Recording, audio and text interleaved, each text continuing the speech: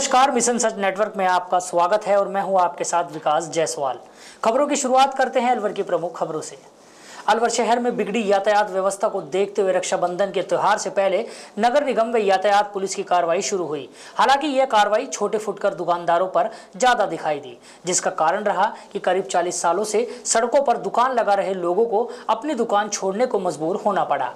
हालांकि नगर निगम की ओर से इन्हें शहर के कंपनी बाग पर राखी की दुकान लगाने की बात कही गई। दुकानदारों का कहना है कि इतने सालों से एक ही जगह पर मात्र 3 दिनों के लिए दुकान लगाई जाती रही है, लेकिन इस बार हमारे ऊपर सख्ती की गई। उन्होंने कहा कि उधार पैसे लेकर व्यवसाय करते हैं, लेकिन कार्रवाई के चलते इस बार बचत तो दूर, कर्ज का बोझ भी हमारे ऊपर बढ़ गया। बाजार में राखी की दुकान लगाने वाले कुछ दिव्यांग दुकानदारों का कहना था कि नगर निगम को इस बात से अवगत करा दिया जाता है, लेकिन इस बार सख्ती की गई, जिससे हमारा त्योहार व काम दोनों ही चौपट हो गए।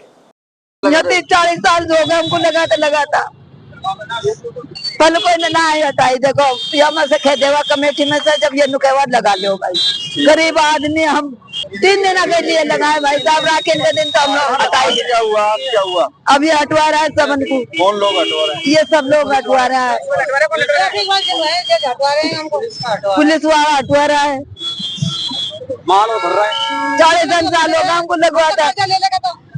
अब कोई से उधार सुधार करके लावे हम बार मैंने कहीं खामे बताओ। तब ये तो आज मेरे खने रहे जो तो अब ये जब बेचारो दूर रहे अपने बच्चा नेपाल रहे किराए रहे क्यों गुजर गया? वो तो गुजर गया मेरा तो राखी लगा हुआ लारे लारे राखी लगा हुआ लगी राखी सब मार्केट वाली है। ये हमने हमारी दुकान लगा के क्या चीज बेच रहे हैं? राखी बेच रहे हैं। कब से बेच रहे हो आप? हम तो हमको ने मैं तो उनकी पत्नी हूँ, उनकी माँ ने लगाई, हमें साथ नहीं है, वो बेचारी बुजुर्ग होगी। मैं लगा रही हूँ, मैं हम दोनों जने लगा रहे हैं, हम दोनों जने लगा रहे हैं। कुछ ना फेंके नहीं, अब किसान ऐसे फेंक रहे हैं, हमारे सामान को फेंक रहे हैं। आपकी बात पहली बार ही ऐसा कर रहे हैं? पहली बार ही ऐसे कर रहे हैं। आपकी बारी कर रही है लोग, जाने क्यों कर रहे हैं? हमें हर साल हम यही लगाते हैं। हमको तो देखो सब हर साल हम तो परमिशन ले जाते हैं कमेटी से, हम सारा काम करते हैं। तो जब भी हमको ये लोग आपकी बार ये परेशान कर रहे हैं, क्यों कर रहे हैं परेशानी? राजी भी खिलाएंगे हमको, सब ट्रेन से भी खिलाएंगे, सामने से रास्ते भी खिलाएंगे। शहर के वंडर मॉल में एक दुकानदार को दुकान बंद करते समय सामान नहीं देना भारी पड़ गया। युवकों ने दुकानदार व नौकर के साथ जमकर मारपीट कर जेब में रखे 10,000 रुपए निकाल लिए। पीड़ित चेतन प्रकाश ने बताया कि शहर के वंडर मॉल पर उनकी व्यंजनम नाम से दुकान है। रात करीब 11 बजे दुकान बढ़ाते वक्त कार सवार युवकों ने खाने का ऑर्डर दिया, लेकिन क्लोजिंग होने के कारण ऑर्डर लेने से मना करने पर वो सभी लोग आक्रोशित हो गए और मेरे व मेरे नौकर के साथ मारपीट करने लगे। इस दौरान उन्होंने मेरी जेब में रखे 10,000 रुपए भी निकाल लिए। मारपीट करने वाले युवकों के पास एक पिस्टल भी मौजूद थी। घटना के बाद सभी युवक वहां से फरार हो गए। घटना को लेकर पीड़ित चेतन प्रकाश ने कोतवाली थाने में शिकायत दी, जिसके आधार पर पुलिस में मुकदमा दर्ज कर जाँच शुरू की। हमारे साथ ये घटना हुई है कि 3 लोग I-20 रेड कलर के अंदर बैठ के आए थे। RJ02 CC और गाड़ी नंबर मैंने नोट कर लिया था उसका, तो 6294 नंबर उसका, मतलब गाड़ी का नंबर था। और मनजोत सिंह के नाम पे वो रजिस्ट्रेशन हुआ। ये सर गाड़ी आई, हम यहाँ पे बाहर बैठे हुए थे, क्लोजिंग कर रहे थे। क्लोजिंग हमारी हो चुकी थी, ये शटर हमारा डाउन कर दिया था। एक शटर ये सामने वाला ओपन था बस। कब की बात है ये रात के लगभग 11 बजे की बात है। उन्होंने है ना जो डिमांड करी कि कुछ खाने के लिए मिलेगा। हमने बोल दिया कि सर क्लोजिंग टाइम हमारा 10:30 बजे है और हमारा बंद हो चुका है, अब यही कुछ भी नहीं। तो उन्होंने बोला कि नहीं कुछ तो होगा। हमने बोला कि नहीं हो पाएगा सर। इतने में हमारे शेफ ने बोला कि सर नहीं हो पाएगा। इतने में उनमें से एक बंदा निकला बाहर और आकर के हमारे शेफ के थप्पड़ मारने लगे। 2 लोग थप्पड़ मारने लगे, तो बीच बचाव करने में आया बीच में, तो मुझे भी वो मारने लगे। मारते मारते मेरे को यहाँ से लेकर के कम से कम यहाँ तक सामने तक मेरे को ले आए और काफी देर तक मेरे को मारा है, थप्पड़ों से मारा है, घुसे मारे मेरे। उनके पास में है एक ने रोड निकाल ली मारने, क्योंकि बीच में मैंने जो कार की एक फोटो ले ली उनकी, उस बात से वो और ज्यादा उग्र हो गए थे और ज्यादा मेरे को मारने लगे। उनकी गाड़ी के अंदर पिस्टल भी रखी हुई थी। जैसे कट्टा वगैरह ये क्या कहते हैं। नुकसान हुआ? मेरा नुकसान ये हुआ कि मेरी जेब में है ना, जो कलेक्शन में से 10,000 रुपए रखे थे यहाँ पे सामने वाली पॉकेट में, शर्ट के में, तो मेरी शर्ट वर्ट भी फट गई थी और वो 10,000 रुपए भी उनमें से किसी ने निकाल लिया। मैं बनियान में घर में गया हूँ। कितने लोग थे तो? वो 3-4 लोग थे गाड़ी में। शहर के कोतवाली थाना क्षेत्र बैनर्जी का बाग ठाकरवाला कुआ इलाके में पावर बाइक सवार दो बदमाशों ने चूड़ी व्यवसायी के गले से झपट्टा मार सोने की चैन लूट ली। दोनों बदमाश वारदात को अंजाम देकर आराम से फरार हो गए। पीड़ित चूड़ी व्यवसायी रमेश चंद ने बताया कि वे अपनी स्कूटी से अखेपुरा लाल खान अपने घर जा रहे थे। बैनर्जी के बाग के पास बाइक पर आए दो बदमाशों ने उनके गले से 45 ग्राम सोने की चैन लूटकर ब्रह्मचारी मोहल्ले की तरफ फरार हो गए। पीड़ित ने बताया कि उन्होंने अपनी स्कूटी से दोनों बदमाशों का पीछा भी किया, लेकिन पावर बाइक होने के चलते उनकी आंखों से दोनों ओझल हो गए। घटना को लेकर पीड़ित चूड़ी व्यवसायी रमेश ने कोतवाली थाने में मुकदमा दर्ज कराया। मैं दुकान से घर जा रहा था, तुरपोला होता हुआ, अशोक टाकीज होता हुआ, ये तुम्हारे यादराम मीणा की कोठी के पास निकलता हुआ बदरजी का बाग है, वहां पे मेरी स्कूटर धीरे थी, मैं तो स्कूटर धीरे चलाता हूँ। उन्होंने फिर एकदम झपट्टा मारा, चैन मेरी तोड़ के ले गई। मैं चिल्लाया भी खूब और उनके पीछा भी किया मैंने, कम से कम 200 फीट, पर उनको किसी ने पकड़ा नहीं। फिर वो साइड से निकल के ब्रह्मचारी मोहल्ला की साइड चले गए। चैन है 45 ग्राम की, 30 ग्राम की चैन है, 15 ग्राम का लॉकेट है हनुमान जी का। छात्र संघ चुनाव बहाल कराने की मांग को लेकर मत्स्य यूनिवर्सिटी गेट पर छात्र नेताओं ने विरोध प्रदर्शन किया। छात्रों के विरोध को देखते हुए कॉलेज प्रशासन ने गेट पर ताला लगा दिया। सूचना पर थाना पुलिस भी मौके पर पहुंची और छात्रों से समझाइश की। प्रदर्शन कर रहे छात्रों ने कहा कि सरकार को फैसले पर एक बार फिर विचार करना चाहिए। छात्र नेताओं ने सरकार के आदेश को काला अध्यादेश बताया। छात्र नेता रईसा ने कहा कि बीजेपी सरकार छात्रों के दम पर सत्ता में आई, बावजूद इसके छात्र संघ चुनाव बहाल नहीं किए। छात्रों पर ब्यूरोक्रेसी हावी है, मनमाने तरीके से फीस में बढ़ोतरी की जाती है। गरीब, किसान व मजदूर का बच्चा विधानसभा व लोकसभा में अपने क्षेत्र का प्रतिनिधित्व करे, उसके लिए छात्र संघ चुनाव राजनीति की पहली सीढ़ी है। छात्रों ने कहा, अगर छात्र संघ चुनाव बहाल नहीं किए तो आगे जो होगा उसकी जिम्मेवारी जिला प्रशासन व प्रदेश सरकार की होगी। अलवर के प्रत्येक महाविद्यालय से जो छात्र प्रतिनिधि हैं वो सभी आज यहाँ इकट्ठा हुए हैं और छात्र संघ चुनाव बहाल कराने की मांग को लेकर आज यहाँ वीसी साहब को ज्ञापन दिया है और नारेबाजी की है। और पिछले साल कांग्रेस सरकार थी, उन्होंने छात्र संघ चुनाव को रोक लगा दी थी। उसके बाद बीजेपी की ये वादा किया था कि वो छात्र संघ चुनाव बहाल करेंगे। छात्रों को ये उम्मीद थी, छात्र ने उनको वोट किया, छात्रों के दम पर वो सत्ता में आए थे, लेकिन हम उनको बरगला करके छात्रों के अधिकारों को हनन करते हुए छात्र संघ चुनाव को बहाल नहीं किया गया। मुख्यमंत्री जी, उप मुख्यमंत्री जी ये कहते हैं कि उच्च शिक्षा को थोड़ा दुरुस्त करने के लिए छात्र संघ को बैन किया गया है, लेकिन ये चीजें गलत है। छात्र संघ चुनाव होंगे तो उच्च शिक्षा और मजबूत होगी, क्योंकि ब्यूरोक्रेसी इतनी हावी हो चुकी है, बच्चों के काम नहीं होते, लंबी लंबी लाइनों कतारों का सामना करना पड़ता है, मनमानी तरीके से फीस वृद्धि कर दी जाती है। और छात्र संघ चुनाव तो राजनीति की प्रथम सीढ़ी होती है, जिससे गरीब, किसान, मजदूर भी ये का बच्चा ये सोच सके, अपने आप को सुनिश्चित कर सके कि मैं भी विधानसभा, लोकसभाओं में पहुंच सकूं। लेकिन अपने राजस्थान में तो बहुत से उदाहरण हैं जो अभी वर्तमान पिछले समय में जो चुनाव हुए हैं अभी विधानसभा के, उसमें भी बहुत से ऐसे छात्र नेता हैं जो विधानसभाओं को सुशोभित कर रहे हैं, बहुत से ऐसे छात्र नेता हैं जो संसद को सुशोभित कर रहे हैं। जब तक आम गरीब की आवाज कोई बनकर वहां पे नहीं जाएगा जहां से नीतियां बनती है, जब तक ये संभव नहीं है। इसलिए हम चाहते हैं कि छात्र संघ चुनाव बहाल हो। शिवाजी पार्क थाना पुलिस ने कबाड़ी बनकर सूने मकान की रैकी के बाद चोरी करने वाले गैंग के दो शातिर बदमाशों को गिरफ्तार किया। दोनों ने बुद्ध विहार व शिवाजी पार्क में निर्माणाधीन मकान व एक ज्वेलर की दुकान में चोरी की घटना को अंजाम दिया। शिवाजी पार्क थाना प्रभारी ने बताया कि दोनों ने निर्माणाधीन मकान में बिजली फिटिंग की तार चोरी की, जिसमें दोनों सीसीटीवी में नजर आए। इसके अलावा दोनों ने शिवाजी पार्क में एक ज्वेलर्स की दुकान का ताला तोड़ने की भी वारदात कबूली। थाना प्रभारी ने बताया, आरोपी अकील मन्ना का वैशाली नगर व वारिस तिजारा का निवासी है। दोनों कबाड़ी हैं जो सूने मकान, दुकान आदि की रैकी कर चोरी करते हैं और चोरी का माल भैरोड रोड पर कबाड़ी को बेचते हैं, जिनके खिलाफ पहले भी कई मुकदमे दर्ज हैं। ये 2 मुकदमे दर्ज हुए थे। एक निर्माणाधीन मकान के अंदर पहले चोरी हो गई थी, उसके ऊपर हमने प्रकरण दर्ज कर लिया था। उसके बाद में दोबारा उसी घर में फिर से चोरी हुई, तो दोनों के ऊपर हमने काफ़ी प्रयास किए, एक टीम का गठन किया टीम का गठन करने के बाद कुछ चोरों का सुराग लगा, तो उसको डेवलप करके और हमने कार्रवाई की और एक हमने गिरफ्तार कर लिया है, एक प्रकरण के अंदर गिरफ्तार कर लिया है और उसका दूसरा साथी फरार है। दूसरे प्रकरण के अंदर एक चोर था, वो भी गिरफ्तार कर लिया गया। अरे किस तरीके से रेकी करते हैं? ये कबाड़ी है, कबाड़ी का काम करते हैं, तो पहले घरों के आसपास में रेकी करते हैं, देख लेते हैं कौन सा सोना मकान निर्माणाधीन मकान है और उसके बाद में रेकी करके चोरी करते हैं। फिलहाल 2 लोगों को गिरफ्तार किया है। ये 2 अलग अलग प्रकरणों के अंदर 2 लोग गिरफ्तार हो चुके हैं और इसके अलावा शेष गिरफ्तारी मुलजिम नामजद हो चुके हैं, उनको भी गिरफ्तार करने के लिए 3 नंबर वो उसके लिए नियमानुसार प्रयास करें। अभी इनकी गिरफ्तारियां हुई है, पुलिस रिमांड के ऊपर ही है।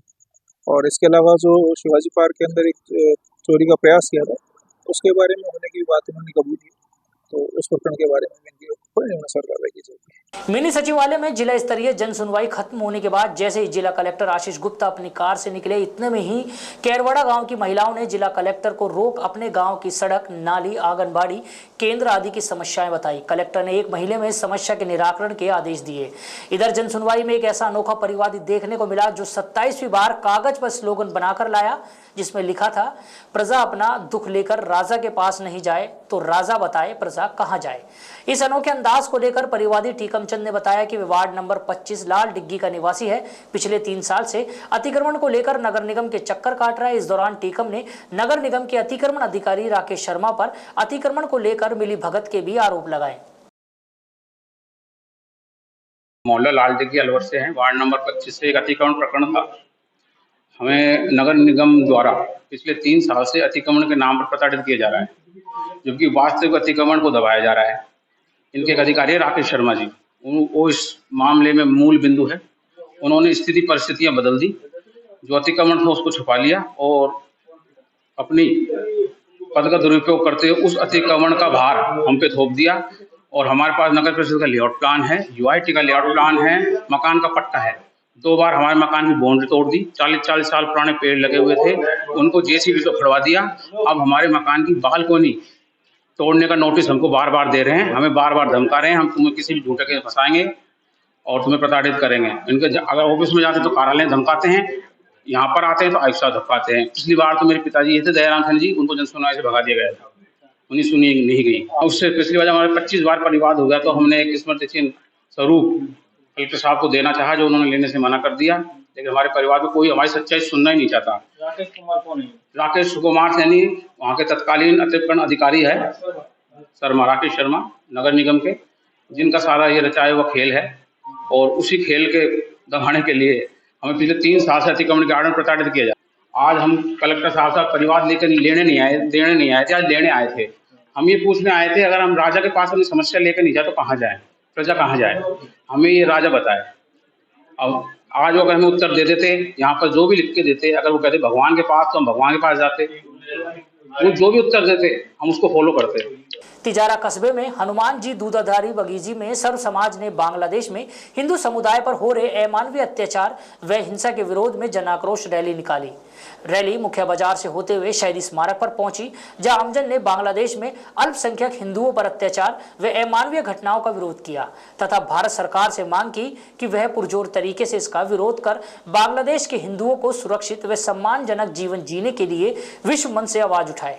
जन समुदाय ने कहा कि हिंदू प्रगतिशील समाज है और पूरी दुनिया में विकास, भाईचारा व शांतिपूर्ण जीवन जीने के लिए जाना जाता है, जबकि बांग्लादेश में हिंदुओं को टारगेट किया जा रहा है। मंदिरों को तोड़ना, बहन बेटियों की इज्जत से खिलवाड़ करना, हिंदुओं की हत्या करना, घरों और प्रतिष्ठानों को आग लगाई गई, जो बेहद क्रूर व अमानवीय है, जिसका हिंदू समाज विरोध करता है।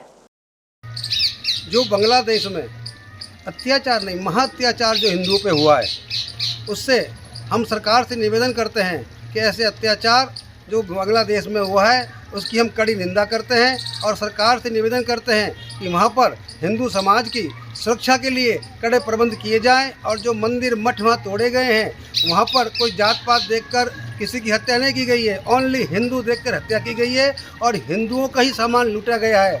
कृपया हम सरकार से अनुरोध करते हैं कि इसकी कड़ी व्यवस्था की जाए वहाँ, और वहाँ हिंदुओं को सेफ किया जाए और हिंदुओं के लिए बहुत बड़ा कानून बनाया जाए जिससे वहाँ हिंदू सेफ रहे। ये रैली कहाँ तक जाएगी? ये रैली दूधाधारी बगीची से होकर और शहीद स्मारक तक जाएगी। इसके अंदर सर्व समाज सर्व हिंदू समाज सर्व संगठन शामिल होकर इस रैली को संपन्न कर रहे हैं। इसके बाद एसडीएम साहब को ज्ञापन सौंपा जाएगा। बांग्लादेश में जो हिंदुओं पर अत्याचार हो रहे हैं, मंदिर तोड़े जा रहे हैं, उसके विरोध में सरे बाजार से बगीची दूधा गरारी को शुरू होते हुए शहीद स्मारक तक सर्व हिंदू समाज की तरफ से एक आक्रोश रैली निकाली गई, जिसमें हजारों की संख्या में लोग उपस्थित रहे, अपना विरोध दर्ज कराया और सरकार से अपील करी है कि इसमें वहाँ पर हिंदुओं को सुविधा उपलब्ध कराई जाए। इसके लिए उपखंड अधिकारी को ज्ञापन सौंपा गया। कोलकाता में महिला चिकित्सक से रेप तथा निर्मम हत्या को लेकर दोषियों को गिरफ्तार करने तथा सख्त से सख्त सजा दिलाने की मांग को लेकर चिकित्सकों का विरोध जारी है। कल कलकत्ता में चिकित्सकों के शांतिपूर्ण प्रदर्शन के दौरान भीड़ द्वारा जानलेवा हमले को लेकर सुरक्षा की मांग अखिल भारतीय सेवारत चिकित्सक संघ के आह्वान पर 1 घंटे का कार्य बहिष्कार किया।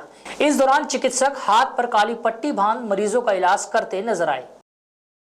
9 अगस्त को हमारी चिकित्सक के साथ जो रेप और उसके साथ जो बाद में उसका मर्डर किया गया, उसके दोषी अब तक नहीं पकड़े गए हैं। हमने अपील भी करी थी और अपील के बावजूद भी अभी तक इस तरफ हमें कोई जस्टिस नहीं मिला है। तो हमारे उच्च अधिकारी यानी कि IMA और एरिस्डा ने हमें आज 8 से 9 का एक OPD का कार्य बहिष्कार किया था, जिसका हम लोगों ने सफलतापूर्वक करा है। उसके बाद हम मरीजों की सेवा कर रहे हैं और इमरजेंसी सुविधा हमारे 24 घंटे यहाँ पर खुली हुई है। बट आगामी रणनीति के बारे में अगर आप पूछ रहे हैं तो मैं आज बताना चाहूँगा कि IMA ने हमें आह्वान कर दिया है, हमें सिर्फ एरिस्डा का वेट करना है, क्योंकि अगर आज भी दोषियों को नहीं पकड़ा जाता है तो कल हम 24 घंटे की OPD को बंद रखेंगे। इमरजेंसी सेवाएं चालू रहेंगी, लेकिन हॉस्पिटल में कोई भी OPD नहीं होगी, जिसके लिए सरकार ही जिम्मेदार रहेगी। हमारा इसमें कोई लेना देना नहीं। अभी हम सिर्फ एरिस्डा के जो हमारा एरिस्डा है उसके हम रिप्लाई की वेट कर रहे हैं कि वो हमें क्या कहता है कि आगे की रणनीति क्या होगी। खबरों की शुरुआत करते हैं प्रदेश की मुख्य खबरों से। कोलकाता में महिला डॉक्टर से रेप मर्डर के विरोध में शुक्रवार को राजस्थान के सभी सरकारी हॉस्पिटलों में रेजिडेंट डॉक्टरों ने विरोध प्रदर्शन किया। जयपुर में 250, बीकानेर में 500, जोधपुर में 500, अजमेर में 648 और कोटा में 300 से ज्यादा रेजिडेंट ने काम बंद रखा। जयपुर के साथ अजमेर, बीकानेर, जोधपुर और उदयपुर में भी कार्य बहिष्कार किया गया। काम बंद का आह्वान Jaipur association of resident doctors ने किया था। उदयपुर में 10 साल के बच्चे को लेपर्ड ने मौत के घाट उतार दिया। यह बच्चा सुबह अपने भाई के साथ स्कूल जा रहा था। दोनों भाइयों के साथ उनकी 2 रिश्तेदार भी थी। तभी रास्ते में लेपर्ड ने हमला कर दिया और बच्चे को दबोच लिया। उसके भाई और महिलाओं ने शोर मचाया तो ग्रामीण दौड़कर आए और बच्चे को छुड़वाया। तब तक बच्चे की मौत हो चुकी थी। घटना फलासिया थाना क्षेत्र की ग्राम पंचायत बीछीवाड़ा की है। ग्रामीण घटना स्थल पर वन विभाग के खिलाफ प्रदर्शन कर रहे हैं। उदयपुर में 2 महीने पहले भी लेपर्ड के हमले में एक व्यक्ति की मौत हुई थी। इसरो ने देश के सबसे छोटे रॉकेट SSLV क्रेडी-3 से अर्थ ऑब्जर्वेशन सैटेलाइट 8 को श्रीहरिकोटा के सतीश धवन स्पेस सेंटर से लॉन्च किया। इसरो चेयरमैन S सोमनाथ ने बताया कि लॉन्चिंग सफल रही। यह सैटेलाइट पृथ्वी की कक्षा से बाहर करीब 475 किलोमीटर ऊपर स्थापित किया गया। यह 1 साल तक काम करेगा। EOS 8 सैटेलाइट का मकसद पर्यावरण और आपदा को लेकर सटीक जानकारी देना है। इससे पहले इसरो ने 15 अगस्त को लॉन्चिंग की तारीख तय की थी, फिर इसे 1 दिन बाद लॉन्च किया गया। चुनाव आयोग ने शुक्रवार को जम्मू कश्मीर और हरियाणा के विधानसभा चुनावों का ऐलान कर दिया। जम्मू कश्मीर में 3 फेज 18 सितंबर, 25 सितंबर और 1 अक्टूबर को वोट डाले जाएंगे। हरियाणा में 1 फेज 1 अक्टूबर को मतदान होगा और दोनों राज्यों में नतीजे 4 अक्टूबर को आएंगे। और अब चलते हैं अर्थ जगत की खबरों की ओर। हफ्ते के 5वें और आखिरी कारोबारी दिन शुक्रवार को सेंसेक्स 1200 अंक की तेजी के साथ 80,300 के स्तर पर कारोबार कर रहा है। निफ्टी में भी 350 अंक से ज्यादा की तेजी है और यह 24,501 के स्तर पर है। बाजार सुबह 800 से ज्यादा अंकों की तेजी के साथ खुला, हालांकि बाद में इसमें 200 अंकों की गिरावट देखने को मिली। अब दोबारा से बाजार ऊपर आ गया।